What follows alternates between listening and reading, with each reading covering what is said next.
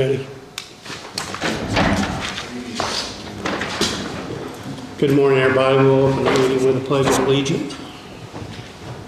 I pledge allegiance to the flag of the United States of America and to the republic for which it stands, one nation, under God, with liberty and Okay. Yep.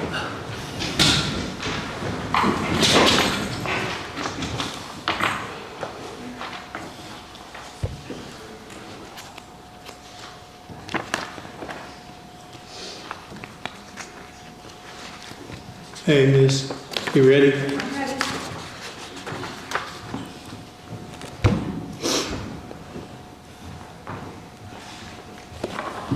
Can you hear me? This time if Carla tries to talk to me, I can see her now, and I'm not wondering who is talking to me. Did you get both of these, the de-obligation and the pass-through form? The de-obligation is, we had to use our ARP money and our CARES funds, and before they used all the federal funds, and that took us to our limit, so that was the federal funds that were left over that they will just roll back over into INDOT's fund to be dispersed at another time. Get your divvied out.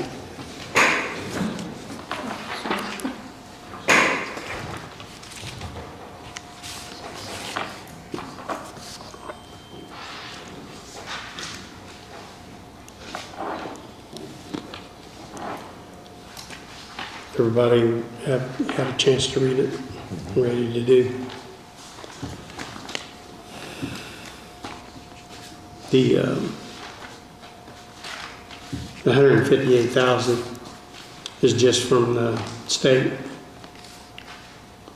That's the federal operating funds that weren't used because we got the CARES and the ARP money. Yeah. So that just rolls back over into INDOT's Into money your to be funds. dispersed later. Gonna make a motion one way or another to you guys. It just needs one signature. So I make a motion to let Tom sign the transportation, Department of Transportation, the obligation to the following: Federal Transit Administration and State Transit funds, which represent the unexpended balance of $158,003. I second that. All in favor?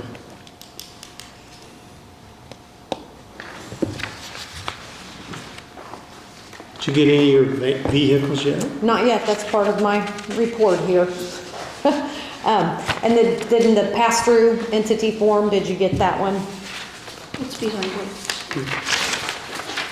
Teeny tiny, but it's. I know, I've tried to print it off a little bit bigger, but then for some reason it cuts off the signature. This is the form that INDOT put out so that when the State Board of Accounts comes to do an audit with the county, this form will answer all of their questions regarding us. So they won't have to, all Carla will have to do is say, here you go. And it will take care of whatever the State Board of Accounts needs to know.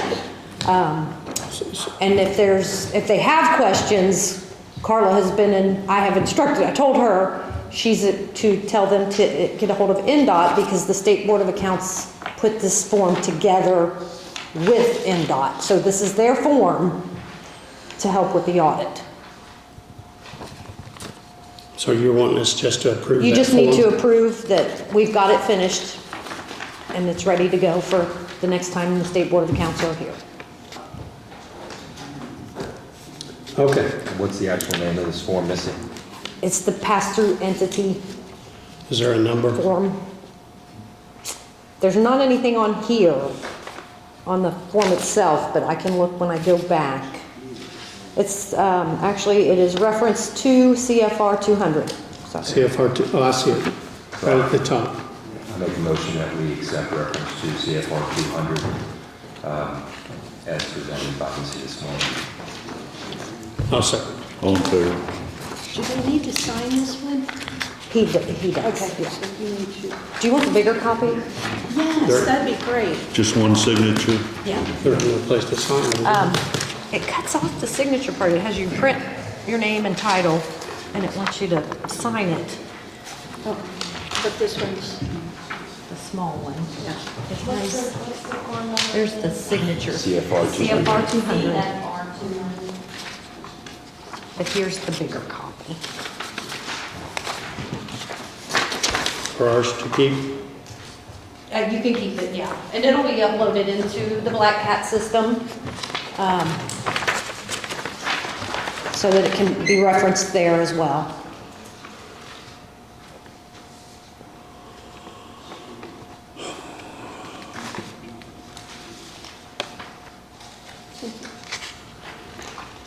And then regarding our new vehicle that we're supposed to get with our 2023 grant, I talked to Mike McGathy yesterday, who's the project manager for INDOT on vehicles. No updates. That's my answer. Missy, no. Mike, sorry. So it'll be 3 years now since you had a vehicle. Yeah. So that was the whole answer I got, no. And no, any further explanation, or it could be, or just a no. These are just updates that I need to give for INDOT so that you guys are aware of where we are on. I'm currently working on the 2024 grant budget. Can I go ahead and request to be on the commissioners meeting for the 19th? Can I do that now? all right. Because I'll have papers to sign at the next meeting for the 2024. Crystal and Faye came out on the 28th and 29th and did a ride-along and an inspection. They inspected all of our invoices, our files, our maintenance records, our bank recs, and we did the pass-through entity form. These are all things that INDOT always required, but now they're requiring them no less than 2 times per year. So I will get in touch with Faye probably late summer to do this again, and then probably again towards the end of the year. So we'll get in 3 times a year because they want the county to be more involved and make sure they know what's going on our end. And like I said, we are always open anytime you want to come. But we'll do that 3 times a year. Okay. And that's all for the updates right now. All right, thanks, miss. Thank you.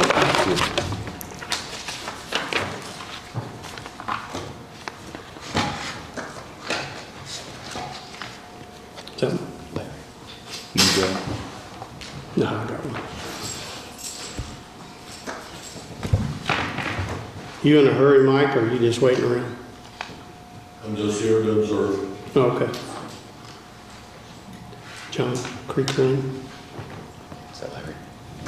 Creek Run. Is that Larry? It's just for the tanks and stuff down there. It's just a renewal. It's gone up $50. Underground storage tanks and all that good stuff. And we weren't in compliance. It's something we gotta have. And so we had to enable it like this about 2 years ago. It started out $250, but now it went to 3, and now it's $350 per month to monitor all that storage. I thought Larry was presenting this to us for the week. Oh, you might, Larry? You gonna do this creek run? For the monitoring the storage tanks and stuff? I'm not really that familiar with it. Okay, I know it's something we gotta have. So we're just. You get in big trouble, because if you don't report to the state, they fine the crap out of you. Okay, so we just need a motion to approve their contract with the increased price of $350 per month. Yeah, You guys have the draft contract for this year, is that what's on? Yeah, we did. So we've got a contract from Creek Run LLC, and their pricing has increased to $350 per month.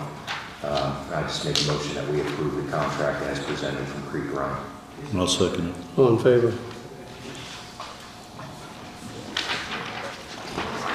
We'll just do this. So, You want me to sign it? Did you want to sign this, John, or you want me to?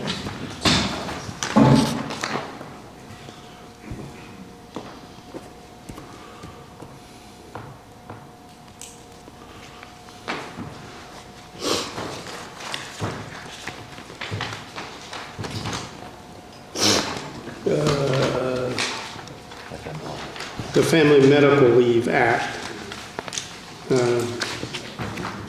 In the past, we've had a few problems trying to keep track of the way we were doing it. We were doing it from when they took family medical leave for a year. And I think it would be advantageous to us and probably even to Carla to do a calendar year, January 1 to December the 31st. In that period, you would have 12 weeks of FMLA. So I looked at this a bit. The way you need to do this is just update, we do a resolution at the next meeting if that's what you want to do, to update the employee handbook. The Labor Department says there's, I think, 4 different ways you can define FMLA, the calendar. One of them is the calendar year runs any arbitrary 12-month period. You know, if you had a fiscal year, July to July, and you wanted to do that, you can do that. One of them is on a rolling basis, going from the date that the leave starts on the 12 months. That's basically that's what you've been doing now and operating under now. One of them somehow is on a backwards 12-month rolling basis, so I wasn't even sure I understood how that ran. I think you have to look back and figure out if the employee had crossed over the maximum allowable on the 12-month, and you had to keep going backwards, which seems like it would be a tracking nightmare. So yeah, what's been proposed is this calendar year, and if that's what you want to do, we'd have to adopt in the handbook.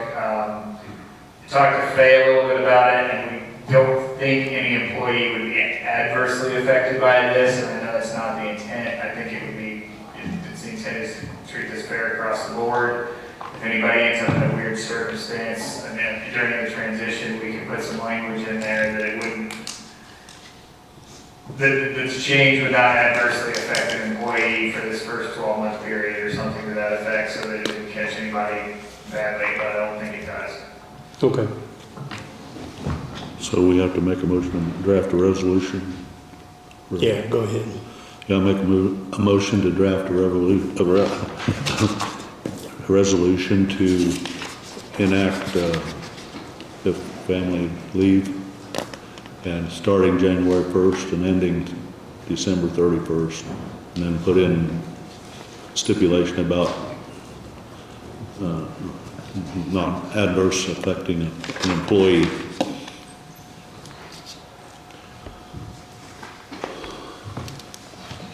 I'll second.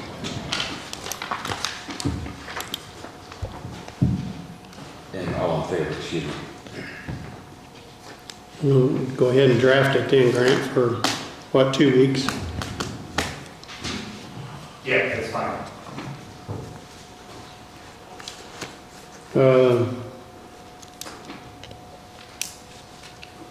Metamora Sewer Board. We still need one more appointment, and they've recommended that Trent Gentry from Metamora be appointed to the regional sewer district for them. So I'll make a motion to appoint Trent Gentry to the Metamora Sewer District. I'll second it.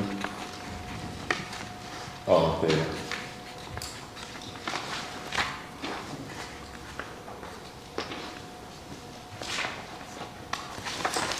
Oops.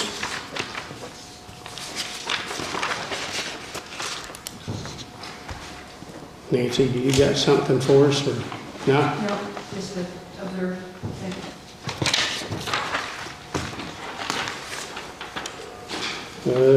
I'll make a motion to acknowledge that we received the treasurer's report for March. I'll second the motion. All in favor?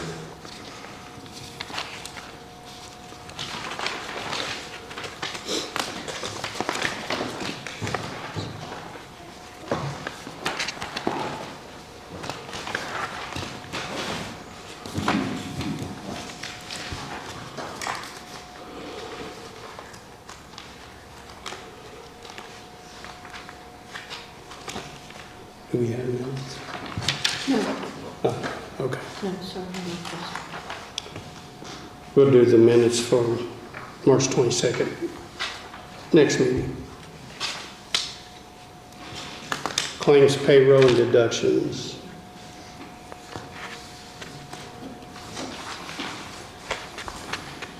Regular claims, $194,273.10. Utilities and insurance, $276,595.51. Payroll, $210,892.17. The auditor has approved the issuance of these warrants and the various distributions to the taxing units. So I'll make a motion to approve the claims, utilities, insurance, and payroll for 4/5/23. I'll second the motion. All in favor?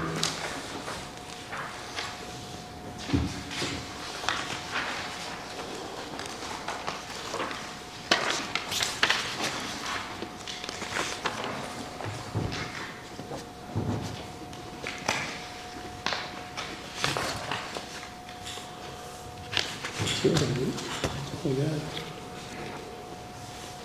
Did you see yesterday? It's on your desk, I think you brought it. Yeah, I seen it for the Reedy grant. Yes. I seen it, but I,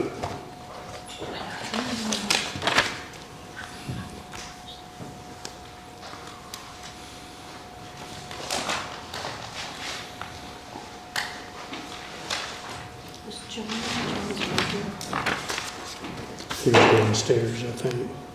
Do you want me to just put it on next meeting? Let's put it on the next meeting, because I haven't even read it. Have y'all read it? No, I just got it. Okay. Okay, next meeting.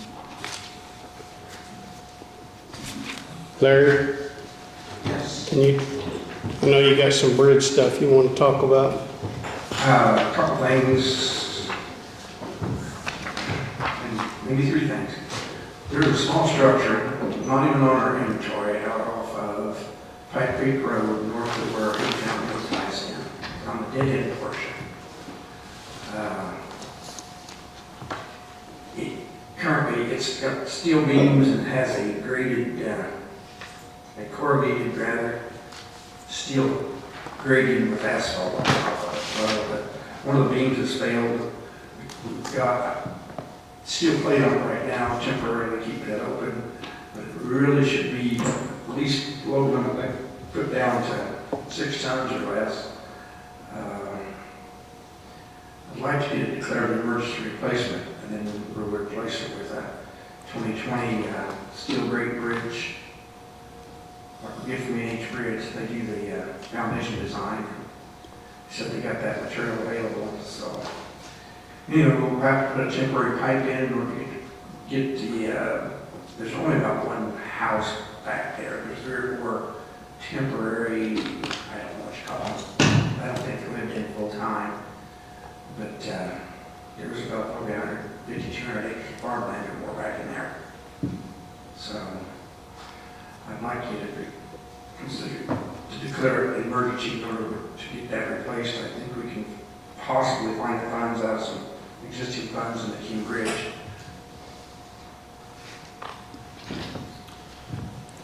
I know there are a couple families that are beyond that structure that are affected, and so I would make a motion that we declare an emergency to limit the weight on that bridge to 6 tons and move the school bus turnaround to this side of the bridge, so the school buses are no longer passing through there. We need to notify the families, get the schools to notify families, and then put up a temporary structure. I'll second that motion. So they'll have to bring the kids out to the bridge or beyond. Yeah, correct. So will we have to create a turnaround for the bus, Larry, or what? If we moved it down there to the intersection of Big Town Hill Road, we might not have to. Okay. We could just use that area as a turnaround, T-turnaround. Right there where Snell Creek comes in, or, not Snell Creek, Big Town Hill, yeah. yeah. Big Town Hill, Pipe Creek, probably be as good as anything. No, it's the Silver Creek's where I was thinking, where the bridge fell. That's the end you can't get out of. Where Pipe Creek hits, the old Silver Creek is already part of the dead end. Okay. The other way's not fine. We'll do what we gotta do to make it safe for the children. Right. All in favor? So when you gonna put the pipe in, the temporary pipe? I'll have to get with the foreman and see if we can get that put in. So hopefully sometime soon.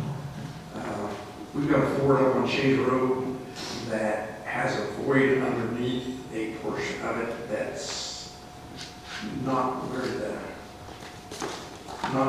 actual openings for the water to run through are. It's on, I don't know if you call it the approach, but I'll call it the approach. And I've got a contractor up there on a pump, access the void to the top and cut some holes in it, and then he's going to pump concrete back into it, repair it. Probably costs us about $7,000 or $8,000 total to keep doing that. We'll pay for that out of the existing funds. And the only other thing is, we still haven't got anything from the town of Brookville on our entryway where they put the sidewalk in and did an approach out of concrete and put a low boy in now.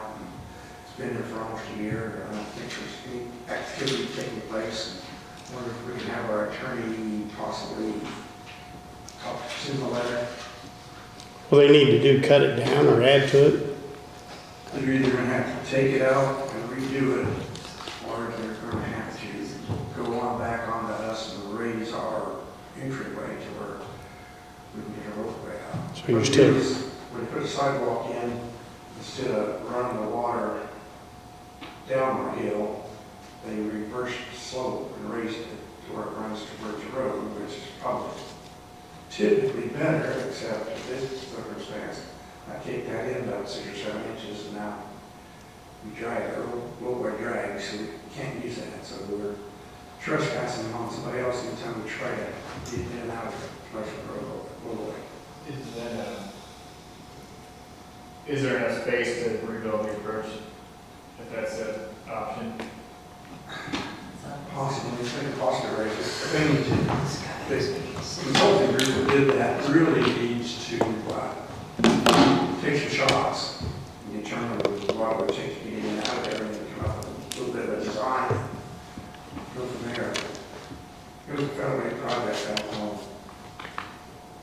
That kind of interferes with doing repairs, because you wouldn't do that to any other business, you wouldn't shut down their entrance. And now we have all kinds of Just stop that. relationships. Who is the contractor? Row. Road? I'm sure they put it on the design plans, so it's probably engineering screw up and anything. Bridget? Yeah, Larry Smith just asked me about this a second before the meeting started. I wish he would have said something last week. I could have gotten with Tim Rittberger, who's on vacation this week, so like to coordinate outside of these meetings would be more beneficial, I think, for everybody. But I did send a note to Todd Thackeray, who's in charge of the project because it was a redevelopment project. He said that he suggested that the town grind it down, but HWC indicated that would be an ADA violation. So he said that he suggested to Tim to just do it after INDOT and HWC are finished re-pouring the sidewalk because the stuff underneath it, I guess, didn't settle right. So that's what they did last week is they took out the old sidewalk and they're going to pour the new one shortly. So Todd Thackeray's suggestion was after that's completed, then we go in and fix what Roe did to the sidewalk. But Okay. I'll have more information when Tim gets back from vacation next week. All right, thanks. Thanks, Rich. So I recommend you don't need to send an attorney letter to us. Thanks.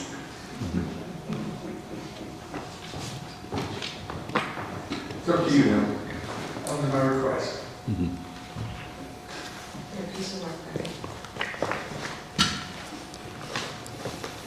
Well, I don't think Grant will need to do that since she has given us the word that it will be fixed. What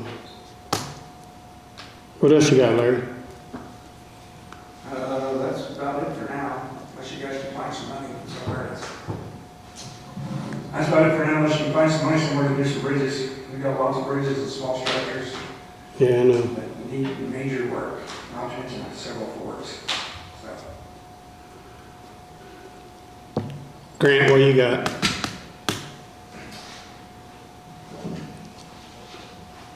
I don't think I have anything else for today.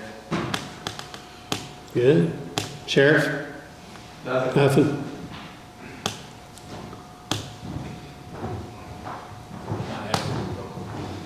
Right. So, a couple of things.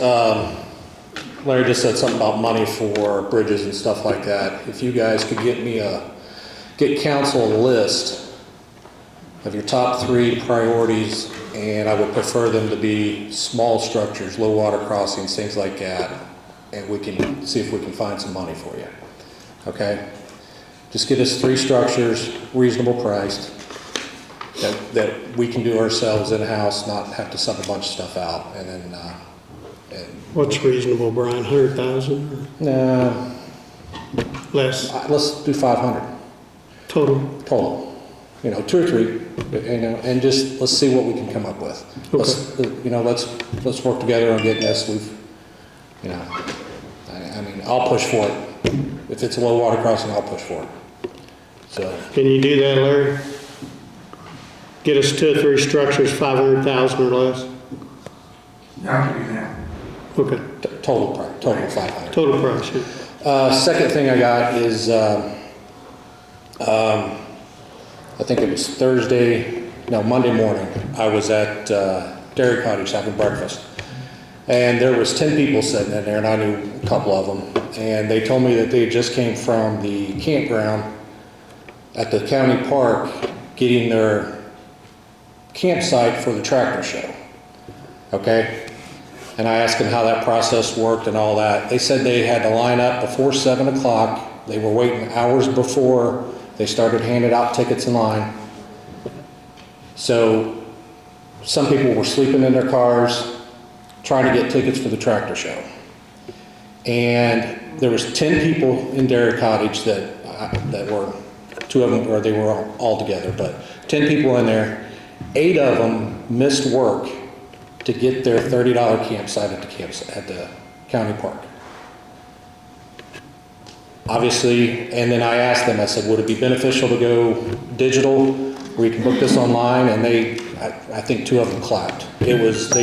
Yes, absolutely, they want to do that. So, I've made our appointees on council aware. I've contacted John already, but I just wanted to make it public that people are concerned about that. And we live in, 2023. We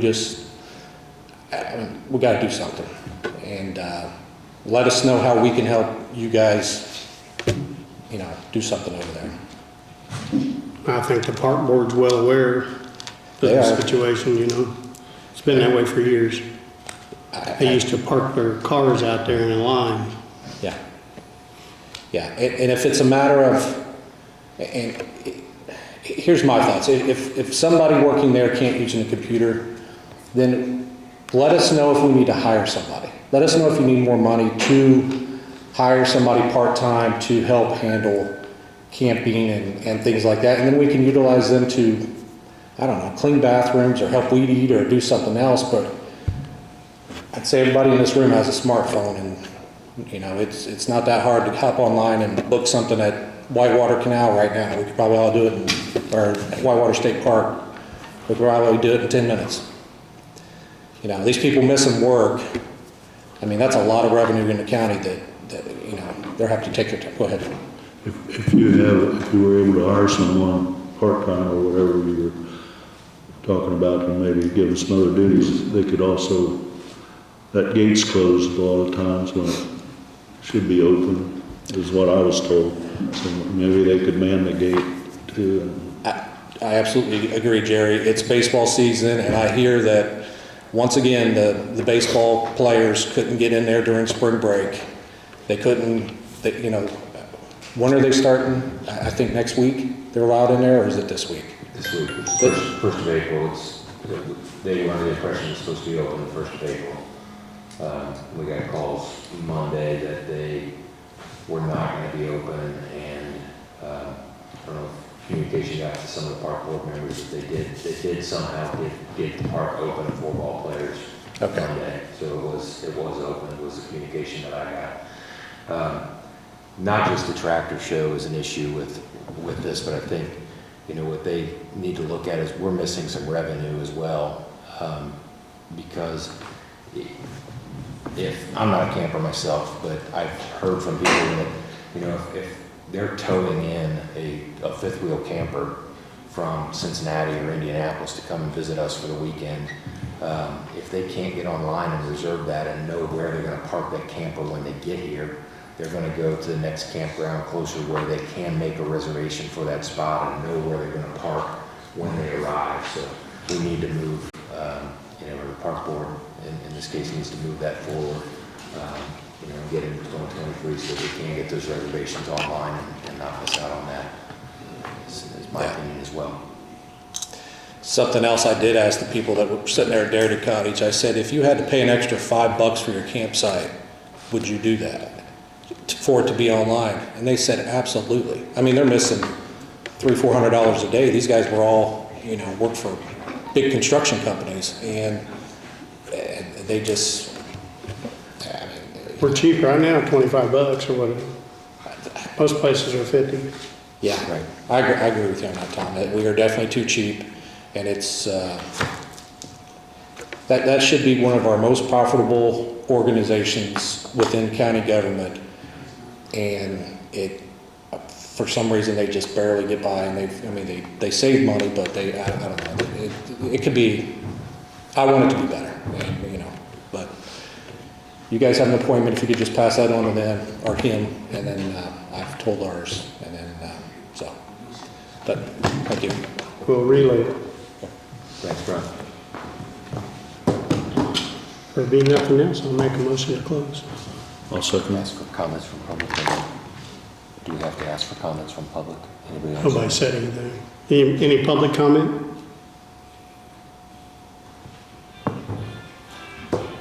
Make a motion to adjourn. I'll second it. All in favor?